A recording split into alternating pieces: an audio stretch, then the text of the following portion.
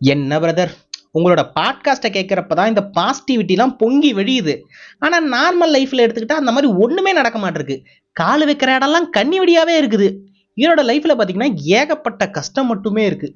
என்னோட லைஃப்பில் இந்த சந்தோஷம் அப்படின்ற ஒரு விஷயம்லாம் வரவே வராதா அப்படின்ற மாதிரி கேள்வி உங்களுக்குள்ள இருக்குன்னா நம்மளோட பாட்காஸ்ட்டை சப்ஸ்கிரைப் பண்ணிட்டு முழுசாக கேளுங்க. இன்னைக்கு நம்ம இதை பற்றி தான் டீட்டெயிலாக பேச போகிறோம். வழக்கம் போல ஒரு கதை. பட் கதைக்குள்ள போறதுக்கு முன்னாடி ஒரு சின்ன டிஸ்க்ளைமர் போட்டுக்கிறேன். இன்னைக்கு நான் சொல்ல போற ஒரு கதை பார்த்தீங்கன்னா ஒரு ரிலீஜன் பேஸ் பண்ண கதை. ஸோ உங்களுக்கு அந்த மதம் இல்லை அப்படின்ற பட்சத்தில் நீங்க யாரை கடவுளா யோசிக்கிறீங்களோ அவங்கள அந்த கதையில வச்சு பொருத்தி பார்த்துக்குங்க. ஸோ அப்பதான் உங்களால கனெக்ட் பண்ணிக்க முடியும். ஸோ ஒரு ஊர்ல பார்த்தீங்கன்னா ஒரு பூசாரி ஒருத்தர் இருக்கிறாரு. அவரோட லைஃப் ரொட்டீன் பார்த்தீங்கன்னா அவருக்கு கோயில் தான். கோயிலை விட்டாங்கன்னா வீடு. ஸோ இது மட்டும்தான் அவரோட வாழ்க்கை. நல்லா தானே இருக்கு. இதுல என்ன தப்பு இருக்கு அப்படின்ற மாதிரி நீங்க கேட்டீங்கன்னா, எஸ், ஒரு சின்ன ஒரு பிரச்சனை இருக்கு. அவரு கொஞ்சம் மென்டலா கொஞ்சம் அஃபெக்ட் ஆன ஒரு பர்சன். ஸோ அதனால அந்த ஊர்ல பெருசா யாரும் அவரை மரியாதை கொடுக்க மாட்டாங்க. இவரும் அதை பெருசா எதிர்பார்த்ததும் கிடையாது. சரி, பரவாயில்ல, அதுல என்ன இருக்கு, நமக்கு கடவுள் இருக்கிறாரு, கடவுளுக்கு நான் இருக்கேன் அப்படின்ற மாதிரி கான்பிடண்டா தன்னோட வாழ்க்கையை ஓட்டிக்கிட்டே இருக்கிறாரு. இவர் இப்படி இருக்கிறதாலயோ என்னமோ தெரியல, முருகர் எப்பவுமே இவர்கிட்ட பேசுவாரு. எது, முருகர் பேசுவாரா? என்னப்பா கதையில முருகர்லாம் பேசுறாரு அப்படின்ற மாதிரி நீங்க கேட்டீங்கன்னா, இது ஒரு ஃபேண்டசி கதை. கடவுள் பேசுறாருன்னு வச்சுக்கங்களேன். ஸோ தினமுமே இந்த பூசாரி பார்த்தீங்கன்னா எல்லா வேலையும் முடிச்சதுக்கு அப்புறம் சாவகாசமா கடவுள்கிட்ட பேசிட்டு இருப்பாரு. ஒரு நாள் என்ன ஆகுதுன்னா, இந்த பூசாரியால ஒரு விஷயத்த கேட்காம இருக்கவே முடியல. நானும் பிறந்ததுல இருந்து உங்களோட கருவறைக்குள்ளேயே இருந்துட்டேன். நீங்க தினமும் நின்றுகிட்டே இருக்கிறீங்களே, உங்களுக்கு கால் வலிக்காதா அப்படின்ற மாதிரி முருகரை பார்த்து கேட்கும். முருகரா, சபா, கடைசியா ஒருத்தராவது இந்த கேள்வியை கேட்டீங்களே, ரொம்ப சந்தோஷம்ப்பா.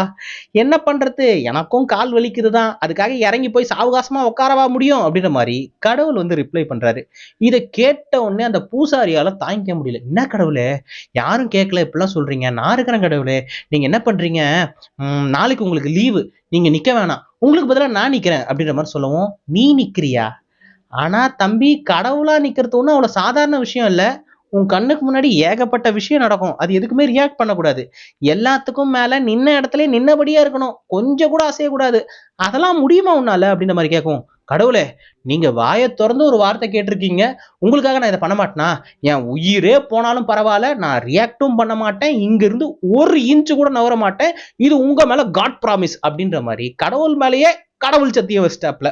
ஓ, நம்மளோட பக்தன் இவ்வளவு தீவிரமா கேட்கிறான், முருகர்னா திருவிளையாடல் சில பல விஷயங்கள்லாம் பண்ணி தானே ஆகணும், சரி ஓகே அப்படின்ற மாதிரி முருகரும் அக்செப்ட் பண்ணிக்கிறாரு. இந்த பூசாரியும் டீலிங்க்கு ஓகே சொல்லிடுறாரு.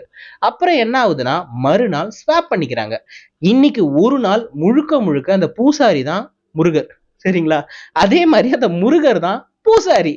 ரெண்டு பேரும் எக்ஸ்சேஞ்ச் பண்ணிக்கிறாங்க அவங்களோட சோல. பூசாரி என்ன பண்றாரு, ஓகே, இன்னைக்கு நம்ம கடவுள் நம்ம அச்சடிச்ச மாதிரி அங்கேயே நிக்கணும் அப்படின்ற மாதிரி போய் பொசிஷன்ல நின்னுறாரு. கடவுளுக்கா, அப்பாடா, இன்னைக்கு ஒரு நாள் நிம்மதியா போய் படுக்கலாம் அப்படின்ற மாதிரி அவர் பாட்டுல ஓரமா போய் படுத்துறாரு. கொஞ்ச நேரத்துல என்ன ஆகுது, பக்தர்கள்லாம் அடுத்து அடுத்து அடுத்து அடுத்துன்னு வர ஆரம்பிக்கிறாங்க. அதுல ஒரு பக்தர் இந்த நகையெல்லாம் விற்பாங்க பாத்தீங்களா, சேட்டு. ஸோ அவர் என்ன பண்றாரு, கடவுள்கிட்ட வேண்டுறாரு. ஆல்ரெடி நெம்பல் கிட்ட நிறைய நகை இருக்கு, இருந்தாலும் இன்னும் படா படா நகைலாம் எடுத்துன்னு எல்லாரும் வைக்கணும், எவனும் மூட்டவே கூடாது, அம்புட்டு நகையும் எனக்கே வரணும் அப்படின்ற மாதிரி இந்த சேட்டு வேண்டிட்டு இருக்காரு. இப்போ முருகர் உருவத்துல இருக்கிற பூசாரிக்கு சிரிப்பு தாங்க முடியல.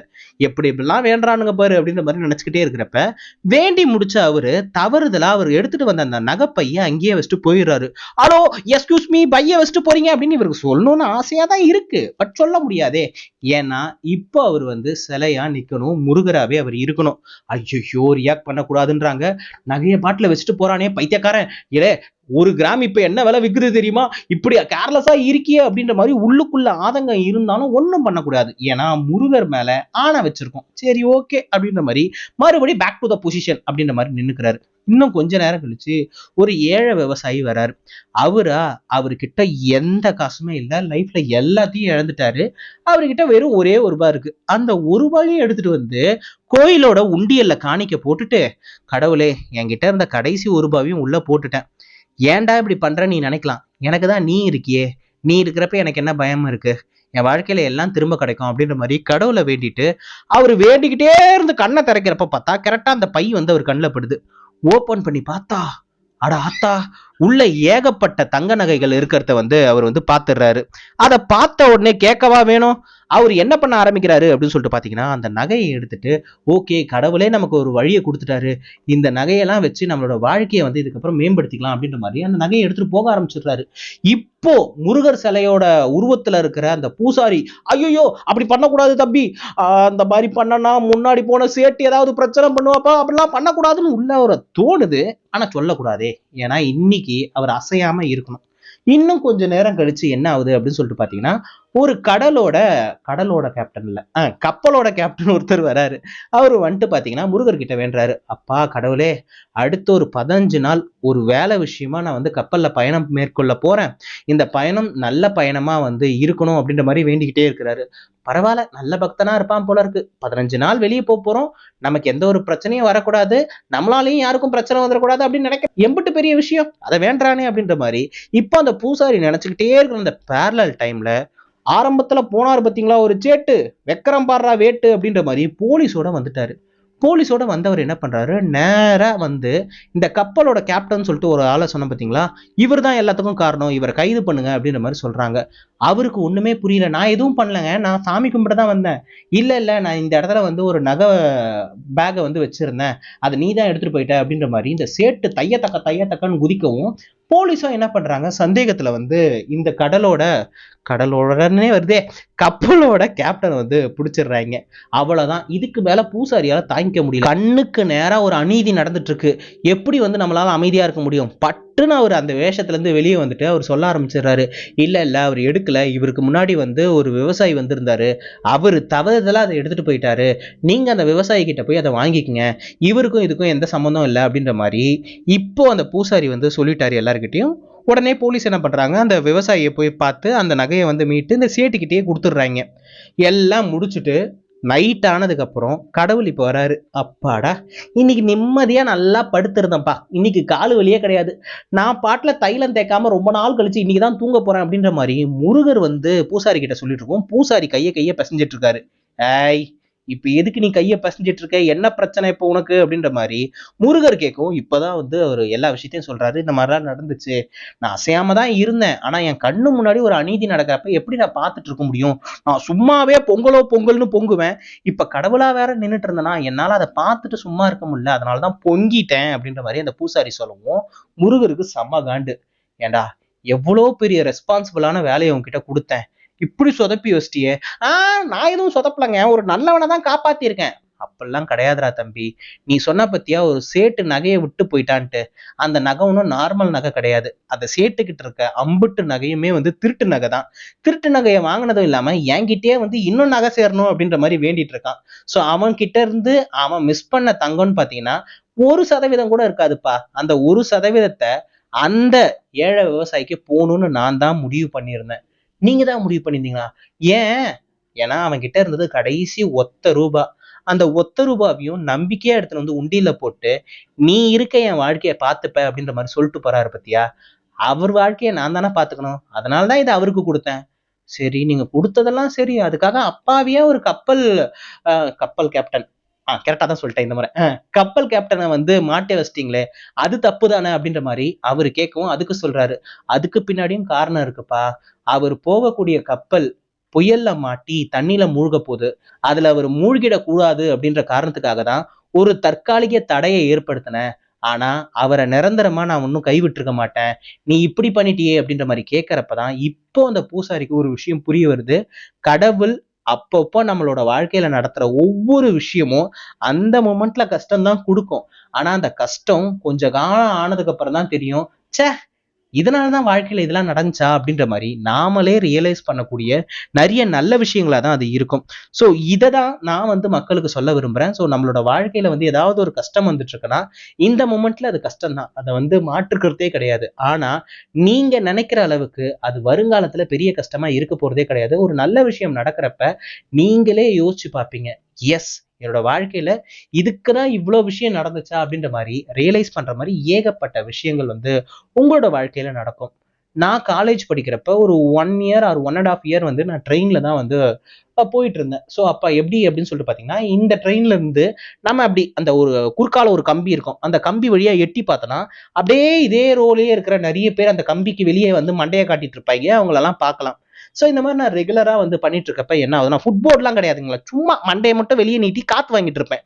ஸோ அப்படிப்பட்ட கேரக்டர் நான். ஸோ அந்த மாதிரி பண்றப்ப அதே ட்ரெயின்ல ரெகுலரா வரக்கூடிய ஒரு ஆன்ட்டியை வந்து பார்ப்பேன். ச்சே, என்ன டேஸ்டடா உனக்கு, ஒரு ஆன்ட்டியை கூட விட்டு வைக்க மாட்டியா அப்படின்ற மாதிரி நீங்க கேட்டீங்கன்னா, இல்ல இல்ல நீங்க நினைக்கிற மாதிரிலாம் கிடையாது. இவங்க கொஞ்சம் வயசானவங்க. ச்சே, ஆன்ட்டிய பாக்குறதே தப்பு, இதுல வயசான ஆன்ட்டிய வேற குறுகுறுன்னு பாத்துருக்க, கேடுகட்ட பயல அப்படின்ற மாதிரி நீங்க கேட்டீங்கன்னா, அதெல்லாம் இல்லைங்க, கொஞ்சம் ஃபுல்லா சொல்ல விட்டுருங்களேன். என்ன சொல்ல விரும்புறேன் அப்படின்னு சொல்லிட்டு பாத்தீங்கன்னா, அந்த வயசான ஆன்ட்டியை நான் ரெகுலரா பார்ப்பேன். ஒரு நாள் என்ன ஆச்சு அப்படின்னு சொல்லிட்டு பாத்தீங்கன்னா, அவங்க அந்த கம்பியில மண்டையை முட்டு கொடுத்துட்டு அழுதுகிட்டே நின்றுட்டு இருந்தாங்க. ஸோ அதை நான் பாக்குறப்ப எனக்கு ரொம்ப கஷ்டமா இருந்துச்சு. நான் என்ன பண்ணேன்னா, இந்த பக்கத்துல இருந்து அந்த பக்கத்துல இருக்கிறவங்க கிட்ட சைகையில தான் பேசுறேன். என்ன பேசுறேன் அப்படின்னு சொல்லிட்டு பாத்தீங்கன்னா, அழாதீங்க அப்படின்ற மாதிரி சைகையில காட்டினேன். எல்லாம் சரியாயிடும், சிரிங்க அப்படின்ற மாதிரி நான் சொன்னேன். அவங்க என்ன நினைச்சாங்க ஏது நினைச்சாங்கன்னு தெரியல, டக்குன்னு அவங்க சிரிச்சுட்டாங்க. அவங்க சிரிச்சதுக்கு அப்புறம் நான் பாட்டுல ஹெட்போன் எடுத்து காதுல மாட்டிட்டு நான் நார்மலா அதை வந்து விட்டுட்டேன். ஸோ இதே மாதிரி தொடர்ச்சியா அடுத்தடுத்த நாட்கள்ல நான் அவங்கள வந்து மீட் பண்றேன். ஒவ்வொரு வாட்டியும் அவங்கள பாக்குறப்பயும் ஓகே தானே, நல்லா தானே இருக்கீங்க, சரிங்க அப்படின்ற மாதிரி சொல்றத நான் ரெகுலரா வந்து ஃபாலோ பண்ணிக்கிட்டே இருந்தேன். அவங்க அதே கம்பார்ட்மெண்ட்ல தான் ஏறுவாங்க, லேடிஸ் கம்பார்ட்மெண்ட்ல ஏறுவாங்க, நான் இங்கிட்ட இருக்கிற கம்பார்ட்மெண்ட்ல இருப்பேன். ஸோ இதே மாதிரியே பார்த்துக்கிட்டு இருப்போம். ஒரு நாள் என்னாச்சு அப்படின்னு சொல்லிட்டு பார்த்தீங்கன்னா, கிட்டத்தட்ட ஒரு 6-7 மாசம் ஆனதுக்கப்புறம் அவங்க ஒரு நாள் நான் ட்ரெயினை விட்டு இறங்குறப்ப அவங்களும் அதே ஸ்டேஷன்ல இறங்கிட்டாங்க. ஆக்சுவலி அவங்க அந்த ஸ்டேஷனே கிடையாது, அவங்க வேற ஏதோ ஸ்டேஷன் போல இருக்கு. என்கிட்ட பேசணுன்ற காரணத்துக்காகவே அவங்க இறங்கியிருக்காங்க. ஸோ அவங்க பார்த்தீங்கன்னா, ஆல்ரெடி நான் சொன்ன பார்த்தீங்கன்னா அவங்க கொஞ்சம் வயசான ஆன்ட்டி தான். ஸோ அவங்களுக்கு வந்து பசங்க யாரும் கிடையாது போல இருக்கு. இருந்த ஹஸ்பண்டா இல்ல, ஒரே ஹஸ்பண்டோ ஆடாங்க, என்னடா எப்படி சொன்னாலும் தப்பாகுது. அவங்களுக்கு வந்து ஒரு ஹஸ்பண்ட் இருந்தாங்க. அவங்க வந்து கொஞ்சம் உடம்பு முடியாம இருந்திருக்காங்க போல இருக்கு. அவங்க அந்த ரீசன்ட் டைம்ல தான் வந்து இறந்திருக்காங்க. ஸோ அதை நினைச்சுதான் அவங்க வந்து ஃபீல் பண்ணிட்டு இருக்காங்க. ஏன்னா நம்ம வந்து அழறப்ப அந்த அழுகையை துடைக்கிறது கூட யாரும் கிடையாது அப்படின்ற மாதிரி நினைச்சுதான் அவங்க அன்னைக்கு வந்து ஃபீல் பண்ணி அழுதுருக்காங்க போல இருக்கு. அவங்களுக்கும் எனக்கும் எந்த ஒரு சம்மந்தமும் கிடையாது. பட் அன்னைக்கு அவங்க அழுதுது என்ன ஏதோ ஒரு வகையில டிஸ்டர்ப் பண்ணுச்சு. ஸோ அதனாலதான் நான் அவங்கள பார்த்துன்னு சொன்னேன், அழாதீங்க, எல்லாம் சரியாயிடும், சிரிங்க அப்படின்ற மாதிரி நான் சைன் லாங்குவேஜ்ல பேசினேன். அது அவங்களுக்கு எப்படி தோணுச்சு அப்படின்னு சொல்லிட்டு பாத்தீங்கன்னா, நமக்கு யாருமே கிடையாது அப்படின்னு நினைச்சுதான் அன்னைக்கு அழுது இருந்தாங்க. நம்ம அழுதா கூட அதை துடைக்கிறதுக்கு யாரும் இங்க வரமாட்டாங்க அப்படின்ற மாதிரி நினைச்சுதான் அன்னைக்கு அழுதுருக்காங்க போல இருக்கு. பட் கொஞ்சம் கூட சம்பந்தமே இல்லாத யாரோ ஒரு நபர் அழறப்ப வந்து பேச வராங்கன்னா, நம்மளை கேட்கறதுக்கும் இங்க நாதி இருக்கு அப்படின்றத அவங்க வந்து ரியலைஸ் பண்ணியிருக்காங்க. ஸோ அப்புறம் என்ன பண்ணியிருக்காங்க அப்படின்னு சொல்லிட்டு பாத்தீங்கன்னா, ஒரு 2 பேருக்கு வந்து 2 சின்ன பசங்களுக்கு வந்து ஸ்பான்சர் பண்ணியிருக்காங்க போல இருக்கு, படிக்க வைக்கிறதுக்கு உதவி பண்ணியிருக்காங்க போல இருக்கு. அவங்க ஒரு 2 நாள் கழிச்சு இவங்களை மீட் பண்ண வந்து, உங்களாலதான் எங்களோட வாழ்க்கையே மாறுச்சு அப்படின்ற மாதிரி சொல்லி அவங்க கிட்ட வந்து பிளஸ்ஸிங் வாங்கிட்டு போயிருக்காங்க. இது அவங்கள பயங்கரமா மாத்திருக்கு. ஏன்னா எனக்கே வாழ்க்கை கிடையாது, ஏன்னா எனக்கு குழந்தை கிடையாது, ஹஸ்பண்டும் இப்ப கிடையாது, எனக்கே வாழ்க்கை இல்லைன்னு நினைச்சிட்டு இருந்த என்னால இந்த 2 பசங்களுக்கு வாழ்க்கை கிடைச்சிருக்குன்னு அந்த பசங்க நினைக்குதுங்க. அப்போ நான் நினைச்சா இங்க நிறைய பேருக்கு வாழ்க்கை கொடுக்க முடியும் அப்படின்ற மாதிரி அவங்க ரியலைஸ் பண்ணிட்டு அதே மாதிரி நிறைய குழந்தைங்களை வந்து ஸ்பான்சர் பண்ணியிருக்காங்க. ஸோ நிறைய பேரோட வாழ்க்கையை அவங்க மாத்திருக்காங்க. அது எதனால நடந்துச்சு அப்படின்னு சொல்லிட்டு பாத்தீங்கன்னா, போற போக்குல நான் கேட்ட அந்த வார்த்தை, அழாதீங்க, எல்லாம் சரியாயிடும், சிரிங்க அப்படின்னு நான் சொன்னேன் பாத்தீங்களா சைன்ல. சோ அதுதான் அவங்கள மாத்துச்சு அப்படின்ற மாதிரி அவங்க சொல்லிட்டு போனாங்க. இதை நான் ஏன் சொல்ல விரும்புறேன் அப்படின்னு சொல்லிட்டு பாத்தீங்கன்னா, நம்மளோட லைஃப்லயும் நிறைய பர்சனல் லாசஸ் நம்ம வந்து ஃபேஸ் பண்ணுவோம். நிறைய பேர் வந்து நம்மளை விட்டுட்டு போவாங்க, நிறைய பேர் கூடவே இருப்பேன்னு சொல்லிட்டு நடு மண்டையில நச்சுன்னு சத்தியெல்லாம் பண்ணிட்டு திடீர்னு காணாம போயிடுவாங்க. சோ இது மாதிரியான வாழ்க்கை நமக்கும் நடந்திருக்கும். பட் இது எல்லாத்துக்கு பின்னாடியும் கண்டிப்பா ஒரு காரணம் இருக்கும். அந்த காரணம் தெரிய வர்றப்ப இதுக்குதான் நம்மளோட லைஃப் வந்து இப்படிப்பட்ட பர்பஸை நமக்கு கொடுத்துருக்கா அப்படின்ற மாதிரி நமக்கு நாமளே புரிஞ்சுக்கிறதுக்கான ஒரு வாய்ப்பும் ஏற்படும். இந்த பதிவு மூலமா நான் என்ன சொல்ல விரும்புறேன் அப்படின்னு சொல்லிட்டு பாத்தீங்கன்னா, ஆக்சுவலி இந்த அனாதைன்னு சொல்றாங்க பாத்தீங்களா, உண்மையா வந்து என்னை பொறுத்த வரைக்கும் அப்பா அம்மா இல்லாதவங்க எல்லாம் அனாதை கிடையாது. தான் அழும்போது அந்த கண்ணீரை துடைக்கிறதுக்கு இங்க யாருமே இல்லாதவங்க தான் உண்மையான அனாதை. என் பாட்காஸ்டை கேட்டுட்டு இருக்க யாருமே இங்க அனாதை கிடையாது. நீங்க நான் கடந்து போற பாதையில இருக்கீங்க, நீங்க அழுதுட்டு இருக்கீங்கன்னா உங்களுக்கு நான் சொல்ல விரும்புற விஷயம் ஒன்னே ஒண்ணுதான், அழாதீங்க, எல்லாம் சரியாயிடும், சிரிங்க. ஐ ஹோப் இன்னைக்கு நான் சொன்ன இந்த பதிவு கண்டிப்பா எல்லாருக்கும் பயனுள்ளதா இருக்கும் நான் நினைக்கிறேன் அண்ட் நம்புறேன். எல்லா மனசும் ஒரு சின்னோண்டு பாராட்டுக்கு தானே ஏங்கி கிடக்கு. உங்களுக்கு இந்த பதிவை பத்தியோ இல்லை என்னை பத்தியோ ஏதாவது சொல்லணும்னு இருந்துச்சுன்னா அதை மறக்காம கமெண்ட் பாக்ஸ்ல வந்து பதிவிடுங்க. நீங்க யாரோட வாழ்க்கையாவது மாத்திருக்கீங்களா, இல்ல உங்களோட வாழ்க்கையை மாத்தின ஏதாவது ஒரு நபர் இருக்கிறாங்களா, அப்படி யாராவது இருந்தாங்கன்னா அந்த சுவாரஸ்யமான தகவலையும் கமெண்ட்ல வந்து சொல்லுங்க. அது நிறைய பேரை வந்து மோட்டிவேட் பண்ணும். உங்களுக்கு இந்த பதிவு பிடிச்சிருக்கும் பட்சத்துல நம்மளோட வீடியோக்கு கீழே ஹைப்னு ஒரு பட்டன் இருக்கும். அதை பொத்தனாப்புல கிளிக் பண்ணி விட்டீங்கன்னா இந்த தகவல் பல பேரோட லைஃபுக்கு போகும். அவங்களோட லைஃபை மாத்தின புண்ணியம் உங்களுக்கு கிடைக்கும். நான் ஆல்ரெடி சொன்ன மாதிரி நாளைக்கு இன்னொரு ஒரு கதையோடும் கருத்தோடும் டெஃபினட்டா நான் உங்களை வந்து சந்திக்கிறேன். அதுவரை உங்களிடமிருந்து விடைபெறுவது நான் மட்டும்தான். நன்றி.